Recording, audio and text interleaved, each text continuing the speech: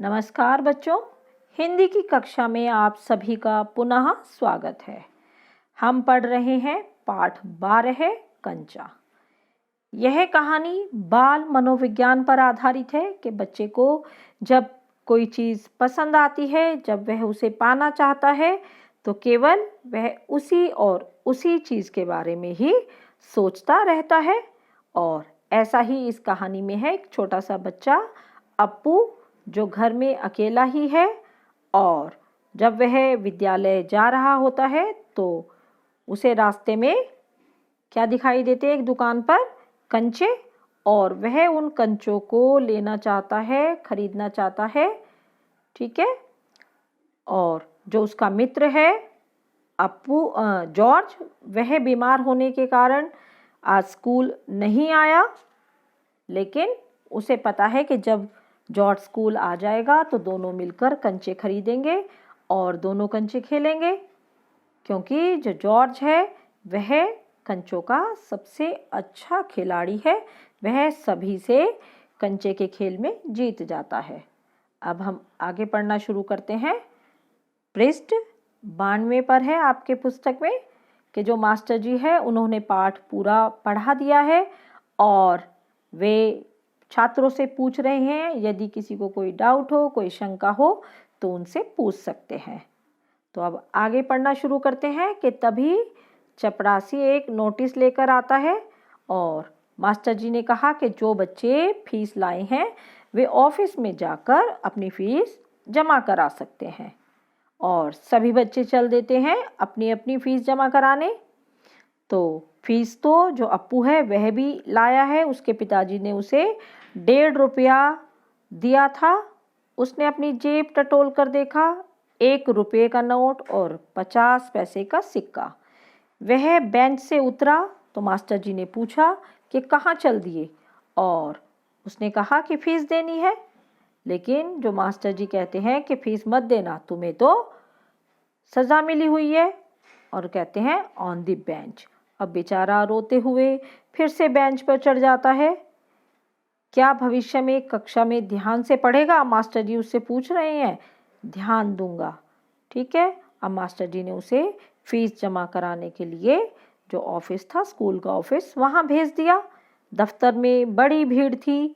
बच्चों एक एक करके आओ, क्लर्क बाबू बता रहे हैं। और वहां पर जो बच्चे थे बड़ा शोर कर रहे थे। कोई कहता है कि मैं सबसे पहले आया था, दूसरा कहता है मैं भी आया हूँ, मेरे बाकी के पैसे दे दो। और इसी प्रकार वहाँ पर शोर मचा हुआ था। और इन सब शोरगुल के बीच अप्पू दूर जा खड़ा हुआ। रामन ने फीस जमा करा दी, मल्लिका ने भी करा दी। अब थोड़े से लड़के ही बचे थे।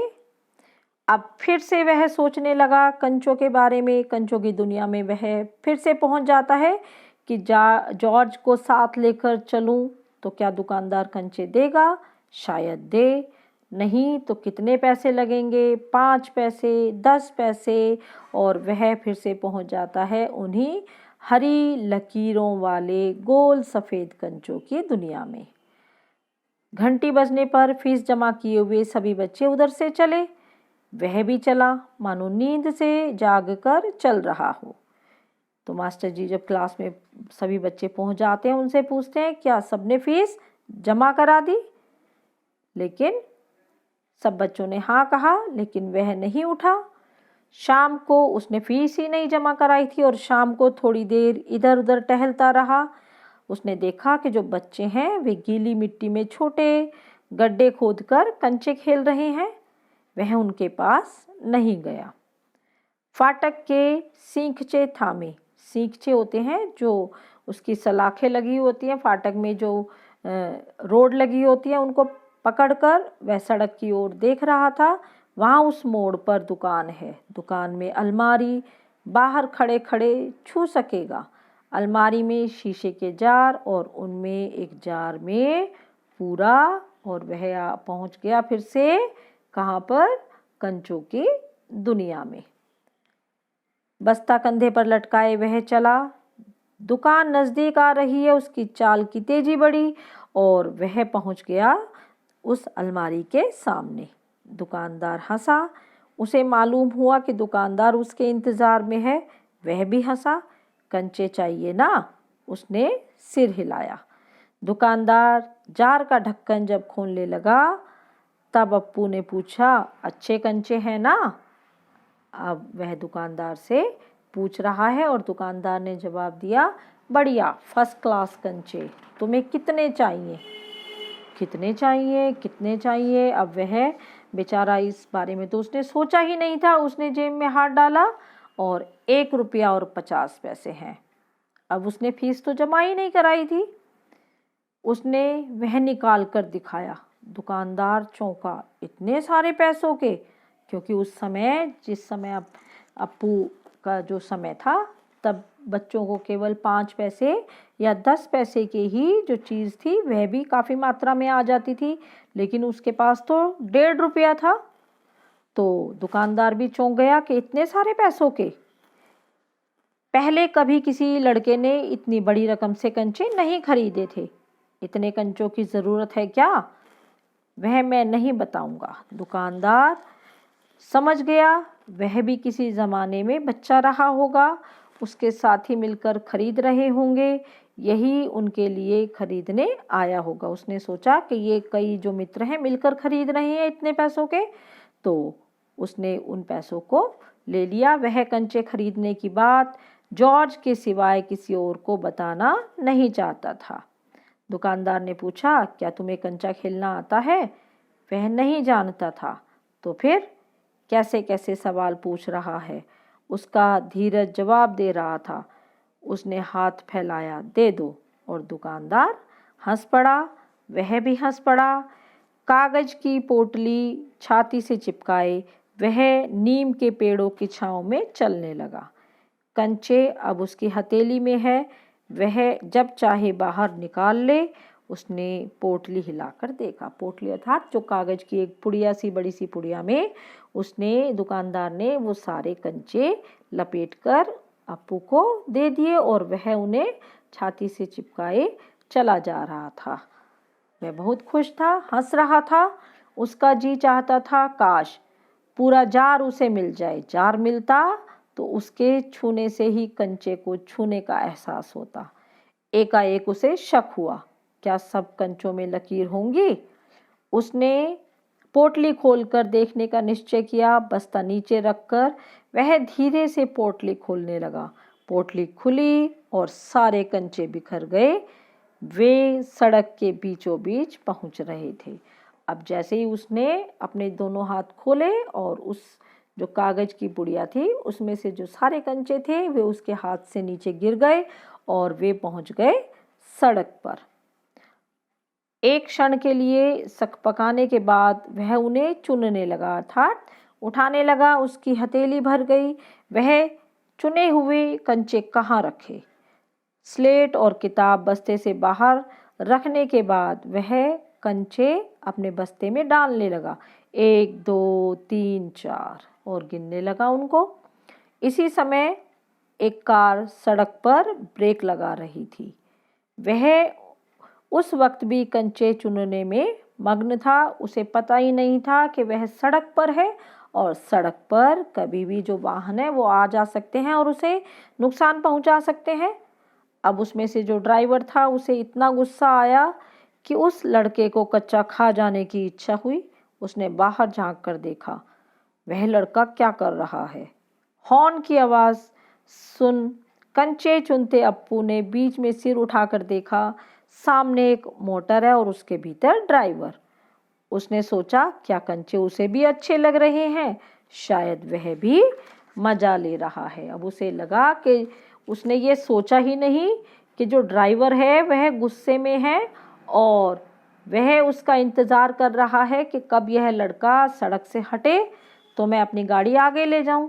लेकिन अप्पू क्या सोच रहा है, क्योंकि उसे कंचे बहुत अच्छे लग रहे हैं और उसने सोचा कि शायद जो गाड़ी का ड्राइवर है उसे भी कंचे बहुत अच्छे लगे हैं, इसलिए वह भी उनका मज़ा लेने के लिए शायद यहाँ रुक गया है।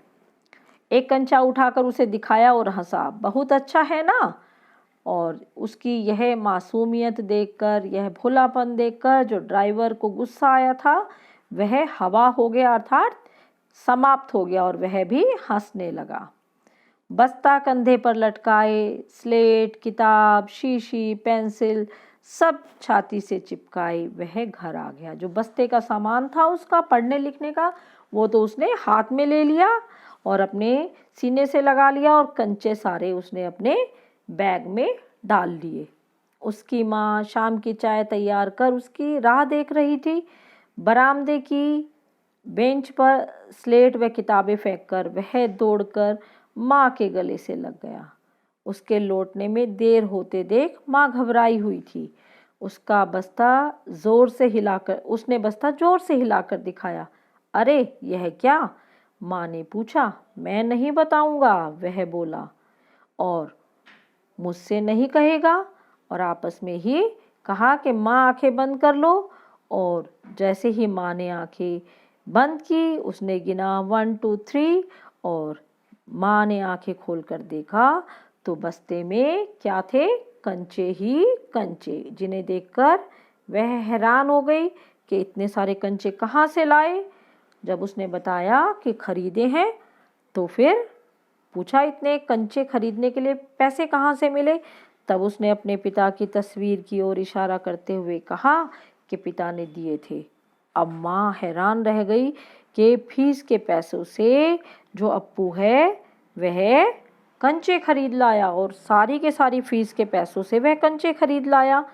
अब उसने कहा कि कंचे तो ले आए पर खेलोगे किसके साथ, क्योंकि घर में तो सिर्फ वही था। उसके बाद जो एक उसकी बहन हुई थी मुन्नी, वह भी नहीं रही, उसकी भी मृत्यु हो गई थी। और बहन की याद आते ही उसकी माँ की पलकें गीली हो गई अर्थात वह रो रही थी। अब अप्पू यह तो नहीं जान पाया कि माँ क्यों रो रही है। उसने सोचा कि क्या मैं कंचे खरीद लाया इसलिए रो रही है, परंतु उसकी माँ तो उसकी छोटी बहन जो अब इस दुनिया में नहीं थी उसी को याद करके रो रही थी।